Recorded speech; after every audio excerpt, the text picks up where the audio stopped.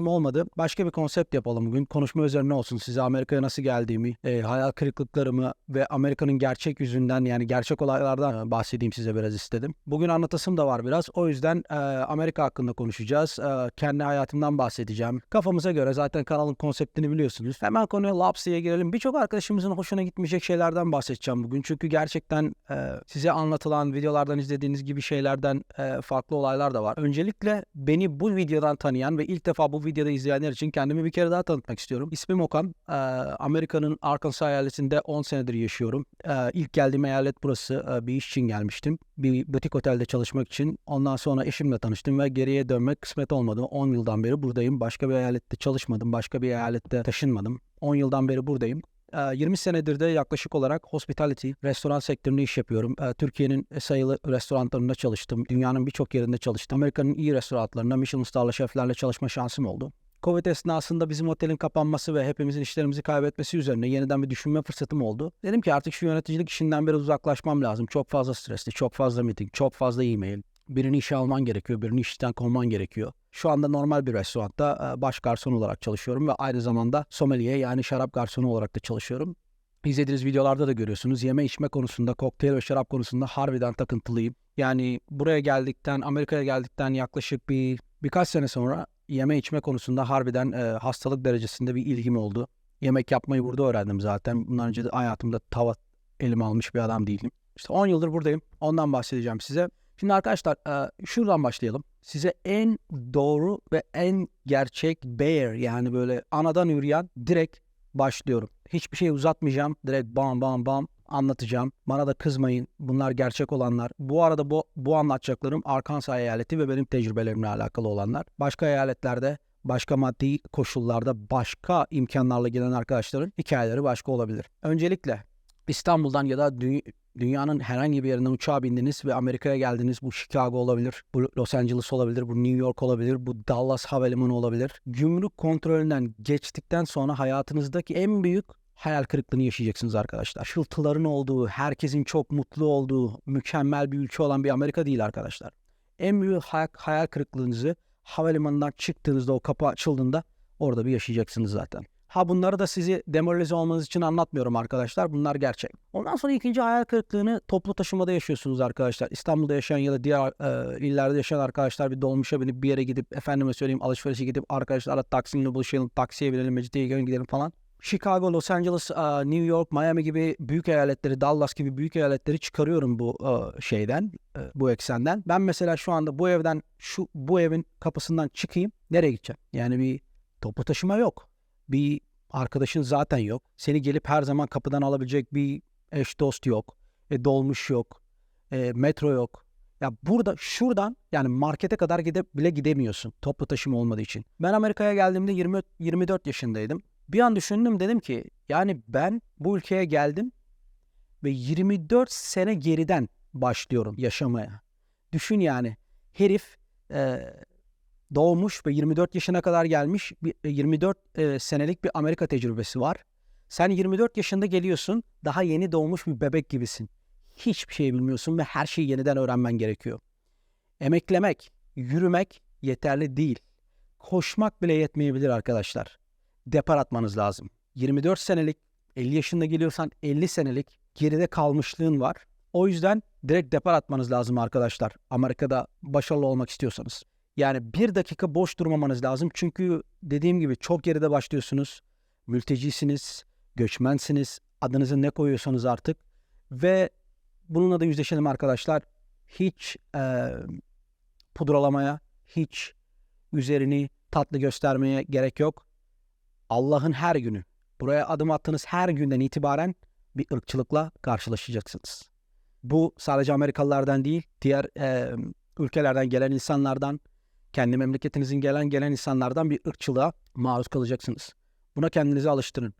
Irkçılığa maruz kaldığınız her dakika sizi daha iyi kamçılıyor ve sizi en iyi motivasyonlardan biri gördüğünüz ırkçılık olacak arkadaşlar. Bana yapılan ırkçılık hala bak 10 yıldır buradayım. Amerikan vatandaşıyım. Tanınıyorum. Burada insanlar beni biliyorlar. Biliniyorum yaşadığım eyalette. Benim kim olduğumu da biliyor herkes. Ama işe gidip ırkçılık görmediğim bir gün ben hatırlamıyorum. Yok yani. Yani bir alışveriş merkezine gidiyorsun, bir restoranta gidiyorsun. Bu ırkçılık insanın gözünden, konuşmasından, sana bakışından var. Irkçılığa hazır olun arkadaşlar. Ama moraliniz bozulmasın. Irkçılığın en büyük cevabını ne kadar başarılı olursanız o kadar iyi veriyorsunuz.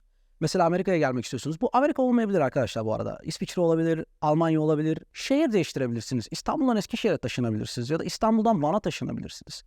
Bu bir göç, anladın mı? Yani bir yerden bir yere gitmek. Bu bir serüven, bu bir yolculuk. Bir yolculuğa başlıyorsun. Buna başladığınız zaman en yakın çevrenizden, arkadaşlarınızdan, sevgilinizden duyacağınız ilk şey yapma. Ne işin var oğlum? Ne yapacaksın? Kurul düzenin var bak. Her şey çok güzel. Kafamıza göre takılıyoruz. Neden? Bunu duyduğunuz an bilin ki doğru yoldasınız arkadaşlar. İnsanlar size yapma dedikleri zaman, yapamazsın dedikleri zaman, ne işin var oğlum 3-5 sene sonra geri gelirsin dedikleri zaman size başarılı olacağınızın %100 garantisini veriyorum arkadaşlar.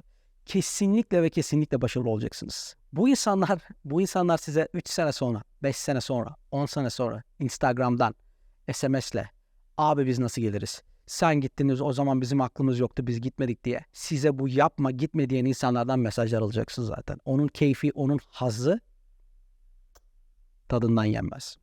Takmayın, insanlara takılmayın. Bir yere gitmek, başka bir şeye başlamak, başka bir serüvene başlamak bence çok güzel bir motivasyon. Yani özel bir hikaye, anladın mı? Harbi manyaklık. Ben mesela Amerika'ya geldiğimin 3. veya 4. günü abi ben niye buradayım, niye buraya geldim dediğimi hatırlıyorum yani. Ama sonra diyorsun ki abi o kadar köşeye sıkıştım ki bir yerde İstanbul'da hiçbir şey zevk vermiyor.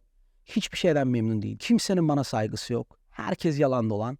Bazen diyorsun ki sistem depresifinde dediği gibi bazen gitmek gerekir. Yani bazen harbiden gitmeniz gerekiyor arkadaşlar. Yani çıkın gidin abi. En kötü ne olur dönersiniz ya. Alırsın kuyruğunu bacağının arasına geri dönersin. Yani mesela en sevmediğim sorulardan bir tanesi şu. Arkadaşlar her zaman geliyor. Amerika'ya nasıl gelebilirim? Benden hiçbir zaman cevap alamayacaksınız arkadaşlar bu soruya. Çünkü bilmiyorum. Çünkü sizin kim olduğunuzu bilmiyorum. Sizin ne yapabileceğinizi bilmiyorum. Sizin cebinizdeki parayı bilmiyorum. Ne işi sevdiğinizi bilmiyorum. Sizin background'ınızı bilmiyorum. Sizi mutlu edebilecek şeylerin ne olduğunu bilmiyorum. Size yardımcı olamam. Hiçbir zaman fikir vermedim, vermeyeceğim de arkadaşlar. Bu bir bencillik değil, bu bir kızılacak bir nokta da değil arkadaşlar. Araştırmanız lazım. Buraya geldiğinizde de her şeyi araştırmanız lazım. Ben buraya geldiğimde o kadar çok fazla şey öğrendim ki. Bir kere kültürel şok yaşıyorsunuz arkadaşlar. Yani alıyorlar sizi böyle. Soğuk bir suyun içine atıyorlar. Yani böyle boğulmamak için elinizden geleni yapıyorsunuz. Her şeyi araştırmanız gerekiyor. Mesela daha birkaç gün önce falan düşündüm. 10 sene önce, 11 sene önce diyelim. Yani ben 10 senedir buradayım. 11 sene önce şu anda olabileceğim konumu hayal bile edemiyordum ya. Aklımda bile yoktu. Yani yola çıkmamın sebebi bu değildi. Sadece yola çıkmak istedim. Yani adım atmak istedim. Gitmek istedim, anladın mı? Ve buradayım. Şu anda bu şekilde buradayım. Şu konuya geleceğim hemen hızlı bir şekilde. Amerika'da para kazanabilir misiniz? Tek cevap evet. Bu kadar. Basit. Amerika'ya tabii ki yasal yollardan bahsediyorum arkadaşlar. Yasal bir şekilde gelip, yasal çalışma izniniz olup, düzgün şekilde çalıştığınız zamandan bahsediyorum. Abi Amerika'ya geldiğimde para kazanabilir miyim? Kazanabilirsin kanka. Çok sabit. Evet, buraya gelip, Amerika'ya gelip çalışma vizesi olup para kazanmayan adam aptal adamdır. Geri zekalı adamdır. Direkt söylüyorum yüzünüze. Buraya gelip para kazanamıyorsunuz arkadaşlar. Harbi geri zekalısınızdır yani. Neden? Çünkü şöyle bir şey gördüm ben mesela buraya. Amerika'ya geldim. Burada yaşadığım en büyük şoklardan bir tanesi şu. Buraya geliyoruz mesela. Restoranda çalışıyorum arkadaşlar. Dediğim gibi 20 senedir sektördeyim. Biz maaşlı olarak çalışıyoruz. Ve Amerika'daki en büyük noktalardan bir tanesi tip üzerinden çalışıyorsunuz. Ve ne kadar çalışırsanız o kadar para alıyorsunuz. Direkt para çok emel mantığı. Çok çalış, çok para al. Ve yaptığın meslekte iyi garson ol. Mesela Ahmet bir saatte $100 kazanabilir. Sen çok iyi garsonsundur. Bir saatte $500 kazanırsın. Anladın mı? Bu tamamen seninle alakalı bir şey. Şunu gördüm. En çok mesela beni etkileyen noktalardan bir tanesi. Bizim mesela bir cellar'ımız var. Yani şarap mahzenimiz var. İşte garsonlar sıralı olarak oradaki etkinlikleri yapıyorlar. Mesela diyelim işte bugün 10 kişilik bir yemek var. Diyorlar ki Ahmet bugün senin sıran. Okey abi. Adam gidiyor çalışıyor. O akşam işte $1500 para yapıyor. İşte tip atıyorlar bilmem ne oluyor falan filan. $1500 para yapıyor. Adam beni arıyor ertesi gün diyor ki ya Okan ben bugün iyi hissetmiyorum. Yarın işe gelmeyeceğim. Okey kanka gelme. Yani Amerikalılar biraz parayı bulduğu zaman yani bir gece para yaptıkları zaman hemen ertesi gün evde takılayım. Bugün bana yeter para var. Ondan sonra gelme. Abi ben buraya gelmişim sayılı günüm. Yani anladın mı? Her günüm sayılı benim. Yani geldim buraya bir akşamda $1000 yaptım. Ertesi gün oradayım abi. Ertesi gün yine oradayım. Çarşamba da oradayım, perşembe de oradayım, cuma da oradayım, cumartesi de pazarda. Neden izin alayım abi? Akan bir musluk var. Elimiz ayağımız tutuyor. Neden doldurmayalım yani? Bir de mesela diyor ki adam, mesela bugün parayı buluyor adam. $1000 para yapıyor o akşam. Diyor, beni arıyor ki Okan diyor, yarın diyor 10 kişi var. Rezervasyonlar yalanda olan iş olmaz, para olmaz. Benim için çalışır mısın? Kanka cevap hep evet. Evet, çalışırım. O zaman da otele yakın bir yerde kalıyordum zaten. Tık 5 dakika sonra hemen akıyordum otele. Geliyorum tek başıma, tek garson kanka. Bahtımız da açık her zaman. 10 kişilik rezervasyon 50'ye çıkıyor. Johnny Depp geliyor, Bill Clinton geliyor, bir şeyler oluyor. Her zaman bir şey oluyor bizim restoranda zaten. Okeyim abi. Ertesi gün işte Mehmet arıyor. Ya Okan, bugün çocuğun ufak tefek işleri var. Bugün sen izinlisin ama benim yerime çalışabilir misin? Cevabı biliyorsun. Evet abi. 10 dakika sonra oradayım. Duşumu alırım, saçımı yaparım, giyerim gömleği. 10 dakika sonra oradayım. Yani şu yüzden anlatıyorum. Amerika'da çalışmak istiyorsanız ve tembel değilseniz para kazanmamanız gerçekten imkansız. Egonuzu bir yere bırakın. Egonuzu alın, cebinize koyun. Ego diye bir şey olmasın. Ego en büyük düşmanlarınızdan bir tanesi. Ben mesela şu anda iyi bir hayatım var, iyi bir restoranda çalışıyorum, iyi bir evim var, iyi bir arabam var, okey vesaire. Ne oldu abi? Bugün bir sorun oldu, bir şey oldu. Ödeyemedim evimin taksitlerini. Arabamı kaybettim, evimi kaybettim, eşimi kaybettim. Sorun yok kanka. Ertesi gün ben McDonald's'ta saati $12'dan çalışmaya hazırım. Mental olarak kendinizi hazırlayın abi.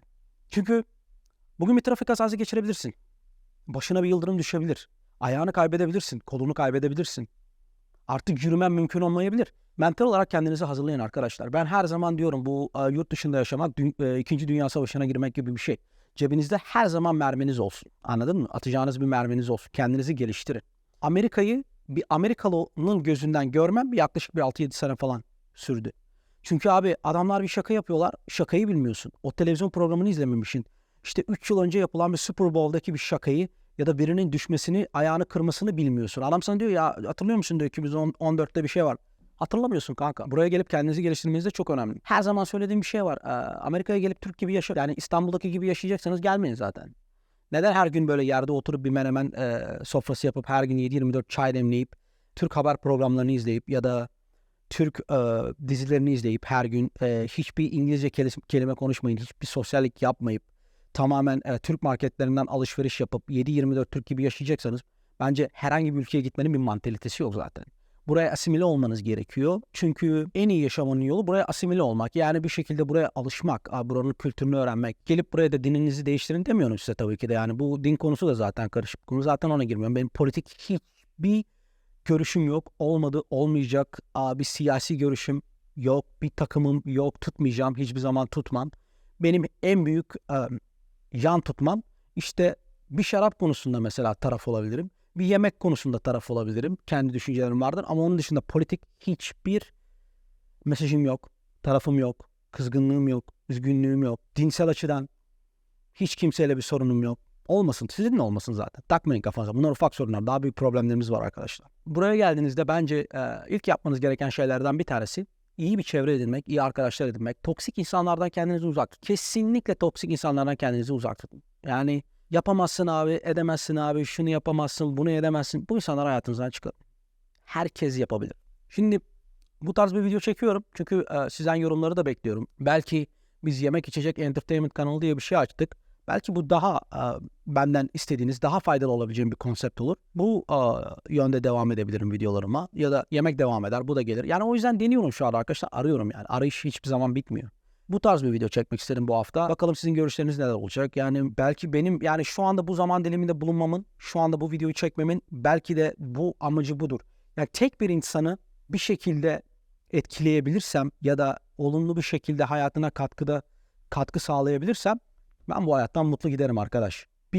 Milyonlarca kişiyi etkilememe gerek yok. Yüz binlerce kişiyi etkilememe gerek yok.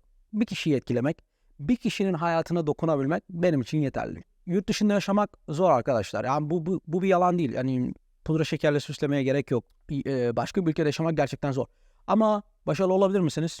Bence kesinlikle başarılı olabilirsiniz. Yani bir tane söz hayatınızı değiştirir ya. İşte o sözlerden bir tanesi benim hayatımda şudur arkadaş. Eğer ki bu işi bir insan evladı yapabiliyorsa sen neden yapamayasın?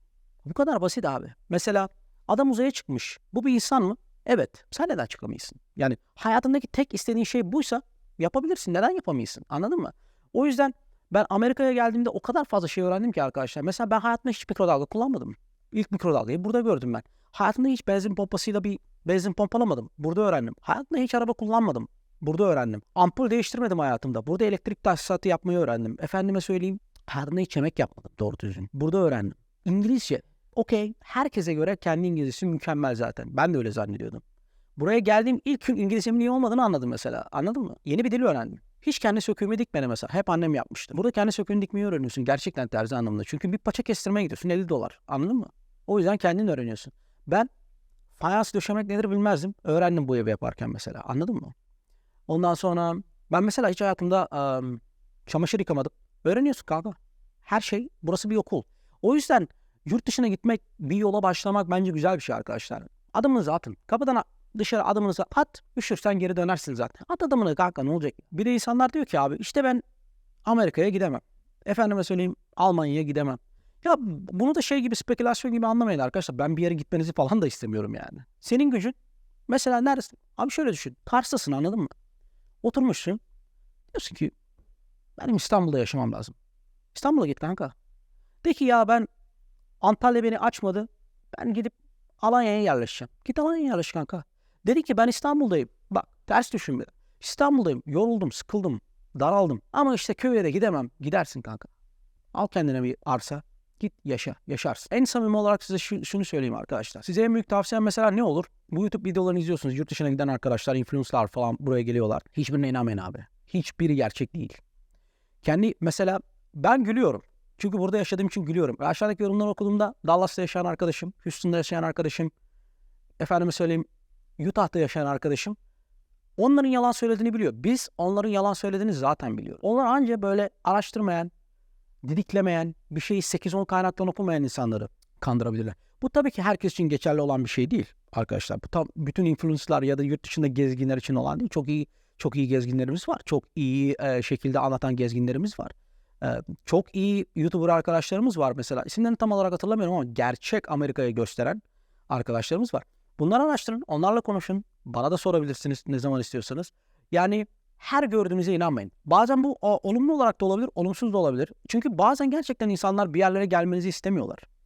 Çünkü insanlar buraya gelip sizi elinizi işinizden alacağınızı falan düşünüyor. Abi, senin buraya gelip bana zararın sıfır. Bana hiçbir zararın olamaz. Yani benim olayım başka, senin olayın başka. Bu bir yarışma değil, bu bir koşu değil, bu bir maraton değil. Biz yarışmıyoruz zaten, anladın mı? Sen gelip benden daha iyi şekilde çalışabilirsin.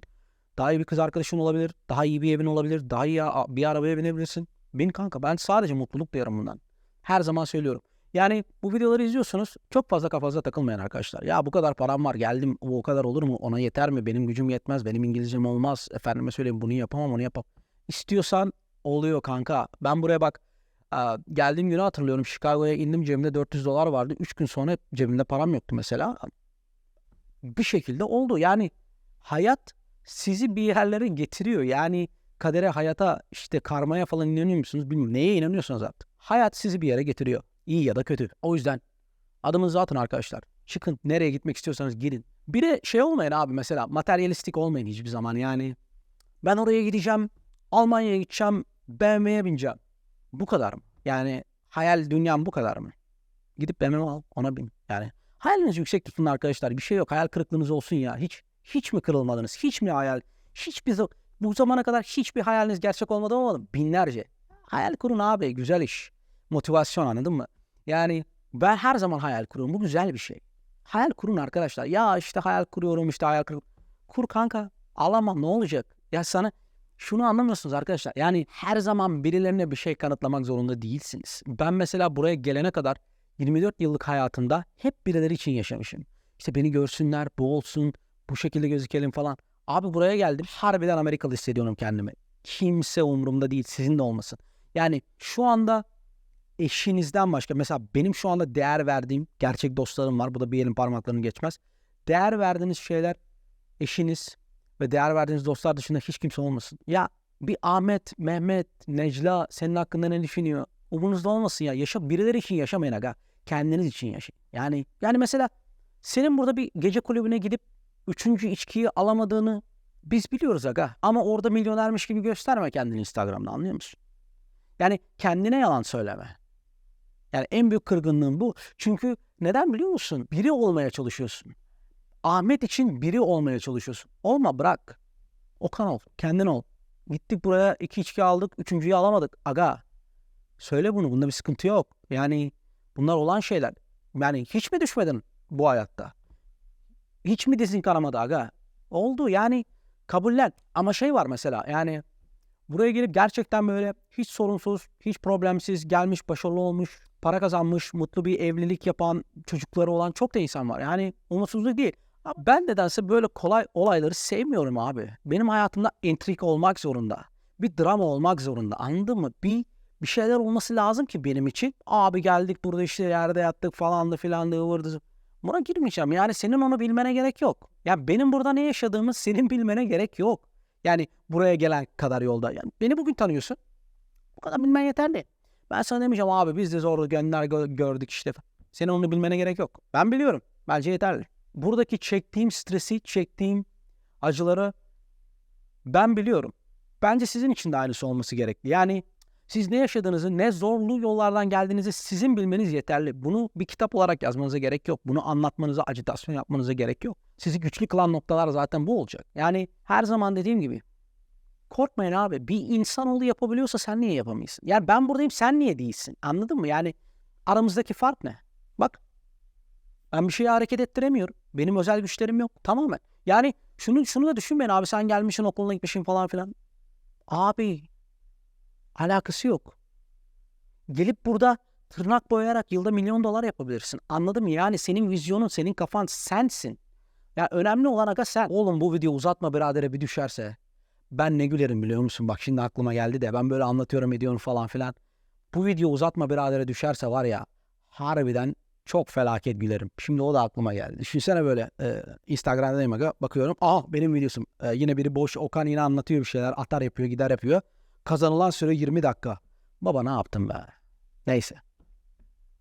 Öyle yani arkadaşlar, bugün yarın bir şeyler çekeceğim kafama göre. Yine bir atar gider var kafamda. Bir konseptim var ona göre. O yüzden bugün anlatmak istedim. Ya, havada bir depresyon havası var, bir Londra havası var. Şöminenin başında konuşmayayım yani. Anlatıyoruz zaten her zaman. Yeni yaptığım bir şey değil. Her zaman anlatıyoruz zaten. Her zaman boş yapıyoruz. Dedim bir 15-20 dakikada bugün boş yapalım. Belki dinlersin, belki dinlemezsin. Çünkü beni bilenler bilir.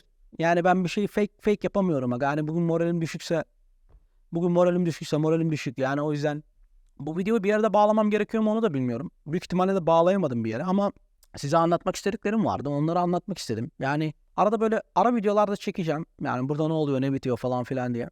Dediğim gibi ne kadar insan size manyak gözüyle bakıyorsa o kadar doğru yoldasınız arkadaşlar. Yapın bunu. Mesela buraya geldim. Pişman mıyım? Pişman. Ama neden pişman? Neden 20 sene önce gelmediğim için pişmanım mesela? Anladın mı?